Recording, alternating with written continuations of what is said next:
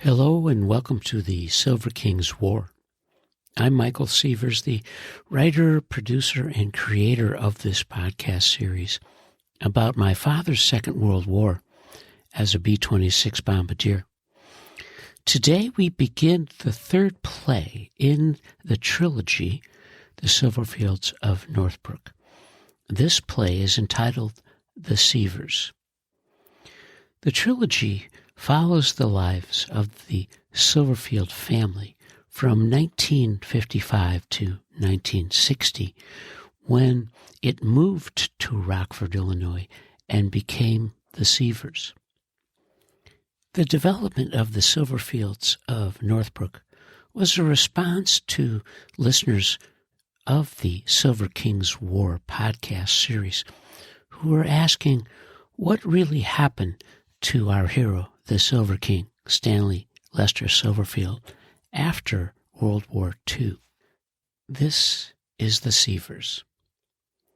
The 5 years between 1955 and 1960 will be the best time for the Silverfields over the decades that follow. Yet laced into those years was the strain of family history that haunted them. Stanley's success as a Bailey's beauty supply salesman severed most of his connections with the Bernsteins. This sorrowful situation followed Stanley throughout the rest of his life. He loved being an uncle, and the demise of his connection to Richie and Margie Bernstein hurt him. Stanley and Shirley Silverfield, in the early years of their marriage, often cared for the Bernstein kids when Leona and Lee needed a break. And during his war, Stanley's letters were filled with wonder and joy about Richie and Margie Bernstein. 60 years later, in 2016, Margie Bernstein died at 73. Margie and her husband Bob had reconnected with Shirley after Stanley's death in 1990. Shirley was hopeful and then tearful when she read Margie's obituary. She and Uncle Stanley had been wiped from the family's history. To her credit, Stanley's sister Leona tried to maintain her aunt status with Michael and Cindy during the Northbrook years. She would invite her only nephew and niece to Green Acres for their annual country club day. The Gordons matched that with an annual Bryn Mawr Day at their country club for swimming, lunch, dinner, and bingo. The idyllic suburban post-war life was lost as this play, The Sievers, ends in 1960. And as a family, their lives, as a family and individuals, changed irreparably in a move from Northbrook to Rockford, Illinois. The Silverfields motored to Rockford on a chilly October 1960 weekend. Stanley drove his new white Bel Air Chevrolet sedan with Cindy in the back seat. Shirley drove their 1958 Bel Air silver gray with Michael in the back seat wrestling with their dog, Willie, the untrainable Welsh Terrier. The family shared a tiny rental house on Harlem Boulevard, west of the Rock River. One block east was another world along National Avenue's huge homes that hugged the river's edge. The shock of Rockford life began with a new family name in a post-war industrial hardscape. The edges of those never smooth years remained sharp and unrelenting for the decades that followed. The Silverfields became the Sievers of Rockford in 1960 because Stanley was taking on a new sales territory in northwestern Illinois. And that part of the state had a serious history of anti-Semitism. And Abe Bailey and his family got together with Shirley and Stanley and Stanley's lawyer, Hyman Krause, and discussed a name change. And in those days, a first baseman for the Chicago White Sox was a man named Roy Sievers. And in early October of 1960, the Silverfields of Northbrook became the Sievers of Rockford. Now, as the Sievers play is about to begin, Michael steps from the darkness of the stage to stand beneath a single light and speak directly to the audience. He will read the official paperwork for the family's change of names, and it begins on page 1. A transcript of proceedings under the heading United States of America, State of Illinois, County of Cook. Please before the Honorable Daniel A. Roberts, one of the judges of the Circuit Court of Cook County, Illinois, at a term thereof begun and holden at Chicago, in the courthouse in said county and state, on the 3rd Monday, being the 19th day of September, in the year of our Lord 1960, and of the independence of the United States, the 185th. Present, Honorable Daniel A. Roberts, one of the judges of the Circuit Court of Cook County, State of Illinois. Attested by Ben Adamowski, the state's attorney, Frank G. Sain, sheriff, and Francis X. Connell, clerk.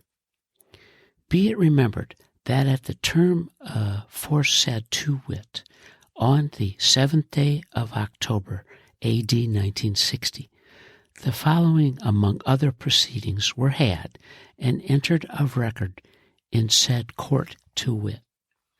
On page 2, the plural form, a decree for change of name, State of Illinois, County of Cook, in the Circuit Court of Cook County in Chancery, in the matter of the petition of Stanley Silverfield, Shirley Silverfield, and Michael Silverfield and Cindy Silverfield minors by Stanley Silverfield, their father and next friend, for change of name.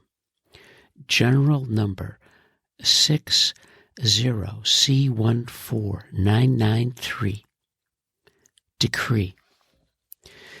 This cause having come on to be heard upon the petition filed herein, and upon motion of the petitioner's attorney, and the court having read the said petition, together with the affidavit appended thereto, and the certificate of publication filed herein, and it appearing that previous notice of the intended application for a change of name was given by publishing a notice thereof in Chicago Daily Law Bulletin, a newspaper of general circulation, published in the county wherein the said petitioners reside, said publication having been made for 3 consecutive weeks, the first insertion of which was at least 6 weeks prior to the 7th day of October, A.D.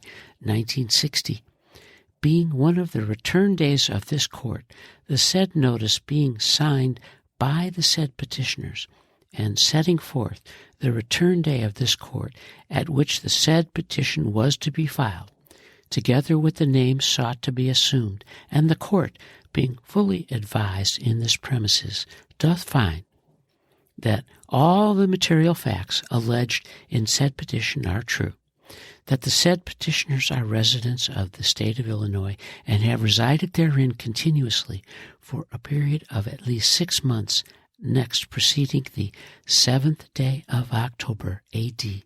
1960, being one of the return days of this court, that the conditions mentioned and specified in an act of the General Assembly of the state of Illinois, entitled an act to revise the law in relation to names, approved February 25th, 1874, and enforced July 1, 1874, and as amended by Act approved June 21st, 1933, and in force January 1, 1934, have been complied with, that this court has jurisdiction of the persons and of the subject matter hereof, and that no reason appears why the prayer in said petition contained should not be granted, It is therefore ordered, adjudged, and decreed that the said petitioners' names be and the same are hereby changed from Stanley Silverfield,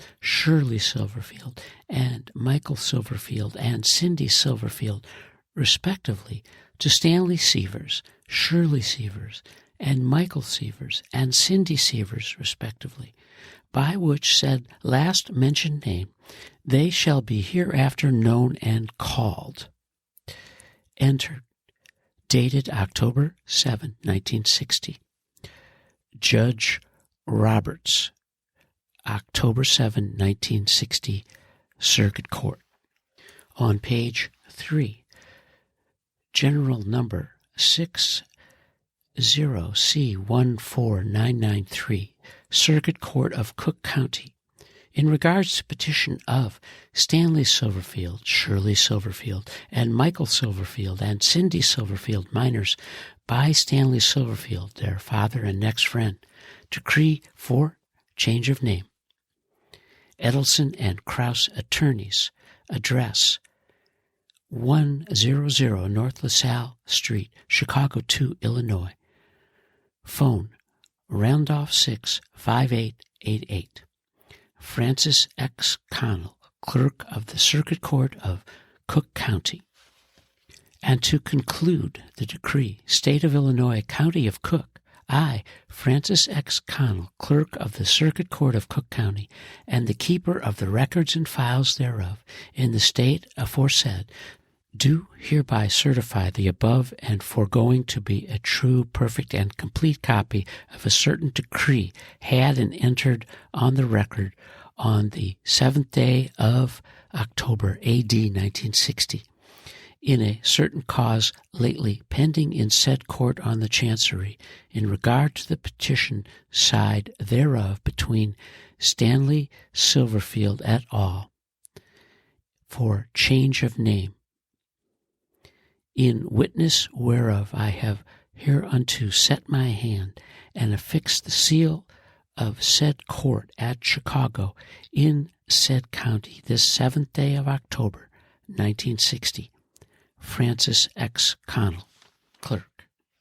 And thus it is so in October of 1960. The Silverfields became the Sievers. Lives changed irreparably. The future, of course always uncertain, will play out over a number of decades. And those stories may follow. And you are listening to the Silver King's War.